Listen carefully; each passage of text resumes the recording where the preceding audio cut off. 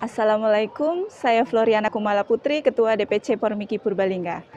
Pada kesempatan kali ini, kami akan menampilkan vlog edukasi tentang rekam medis yang akan dibawakan oleh rekan kami, Eko Novianto. Jangan lupa like, comment, and share-nya ya.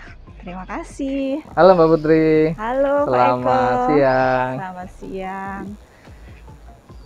Pada kesempatan kali ini kita mau bahas apa ya Pak Eko? Gini Mbak Putri, kalau kita sering melihat televisi ataupun media sosial yang lain itu seringkali pembawa berita itu misalnya ada sebuah korban penemuan mayat atau korban pembunuhan di sungai, misalnya ada penemuan jenazah, itu seringkali dibawa ke rumah sakit untuk dilakukan otopsi. Padahal tidak semuanya itu dilakukan otopsi. Ada juga yang hanya dilakukan visum. Nah, jadi kita di sini pada kesempatan ini kita akan memberikan edukasi kepada pemirsa semuanya bahwa perbedaan antara visum dengan otopsi. Untuk lebih jelasnya, karena proses awalnya itu diterima di instalasi gawat darurat, mari kita ke instalasi gawat darurat RSUD Godong Taruna di Berata. Ayo Mbak. Oke, mari.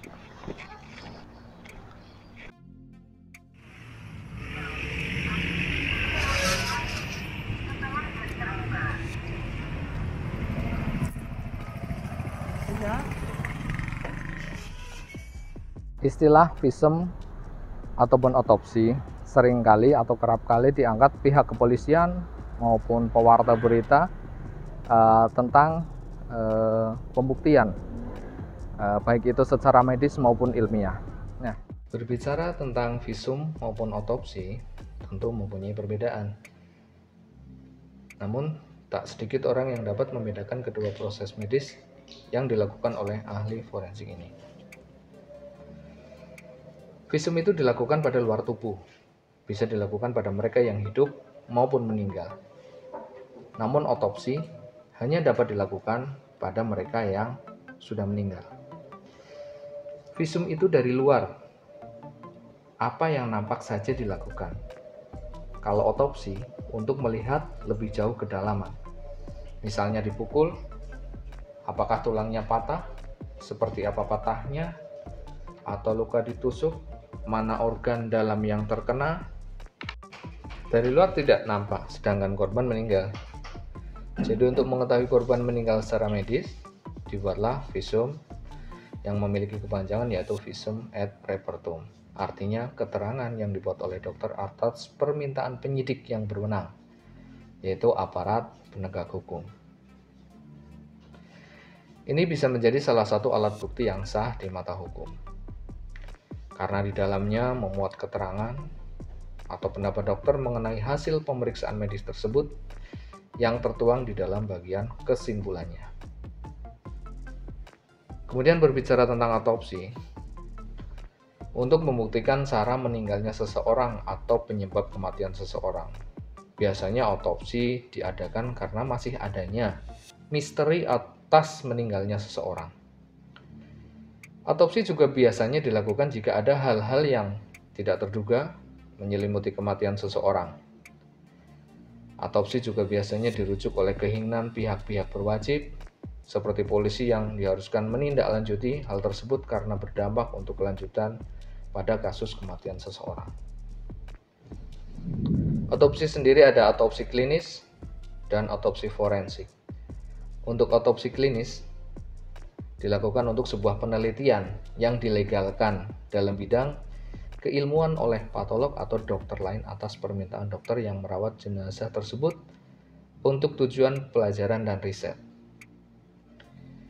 Sedangkan untuk otopsi forensik dilakukan oleh ahli forensik atas permintaan badan penegak hukum, polisi, jaksa, pengadilan untuk melakukan pengecekan apakah ada hal atau peristiwa yang tidak wajar atau berbau kriminal yang menimpa korban.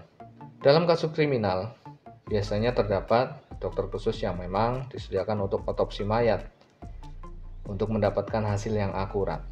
Terkadang otopsi menghabiskan waktu yang lama ya, bisa belasan jam untuk mendapatkan hasil yang diinginkan.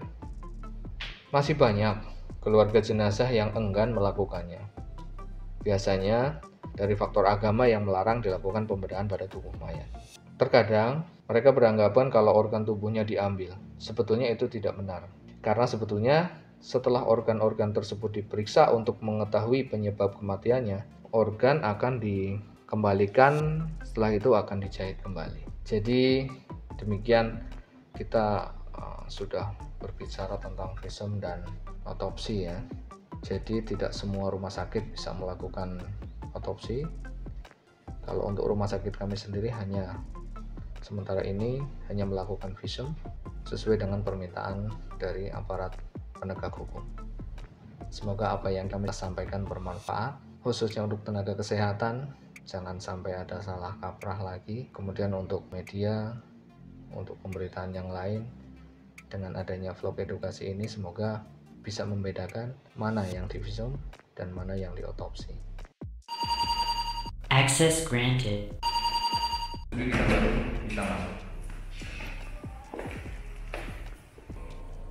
Kemudian hal yang tidak kalah penting adalah tidak semua pasien, tidak semua orang bisa mengajukan penerbitan visum et repertum ya, karena dari Peraturan Menteri Kesehatan nomor 269 tahun 2008 tentang rekam medis, informasi tersebut, visum tersebut diterbitkan, informasi medis pasien itu diterbitkan atas dasar permintaan dari aparat penegak hukum, yang tentunya di sini dari pihak kepolisian, kejaksaan, pengadilan, yang kesemuanya itu memberikan surat permohonan kepada rumah sakit atau kepada kami, sehingga itu dijadikan dasar untuk penerbitan visum et repertum.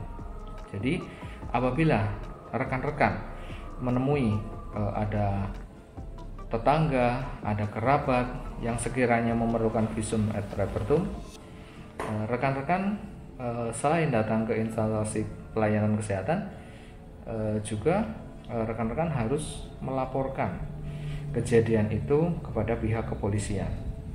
Nanti pihak kepolisian yang akan memberikan surat kepada kami permohonan untuk diterbitkan visum et repertum tersebut. Jadi tidak bisa atas permintaan langsung dari pasien. Itu yang seringkali masyarakat datang ke kami minta diterbitkan visum. Nah, itu tidak bisa karena kami menerbitkan atas dasar permintaan dari aparat penegak hukum sesuai dengan Permenkes 269 tahun 2008 tentang rekam medis di bab 4 pasal 10 ayat 2. Penerbitan informasi tersebut dilakukan atas dasar permintaan dari pihak yang berwajib atau aparat penegak hukum. Nah, disinilah rangkaian hasil pemeriksaan yang sudah dilakukan baik di IGD, di pemulasaran jenazah, ataupun bisa saja di ruang bersalin atau klinik kandungan untuk kasus-kasus pencabulan, pemerkosaan. Semuanya dirangkum, diringkas, disimpulkan. Kesimpulannya itu tertuang dalam visum et repertum. Semoga apa yang sudah kita berikan bermanfaat bagi teman-teman semuanya. Jadi jangan lagi ada penyamaan persepsi antara visum dan otopsi karena keduanya itu adalah hal yang berbeda. Sekian dari kami. Apabila ada hal yang kurang berkenan atau menurut rekan-rekan kurang pas, bisa teman-teman sampaikan di kolom komentar agar kita bisa mengevaluasi. Itu tadi yang dapat kita sampaikan terkait dengan visum dan otopsi. Semoga kedepannya rekan-rekan semua yang melihat vlog ini tidak lagi ada salah pengucapan antara visum dengan otopsi. Begitu Mbak Putri? Baik Pak Eko, Demikian vlog dari kami tentang visum dan otopsi. Semoga bermanfaat bagi kita semua. Akhir kata, terima kasih. Assalamualaikum warahmatullahi wabarakatuh. Salam sehat, salam Formiki.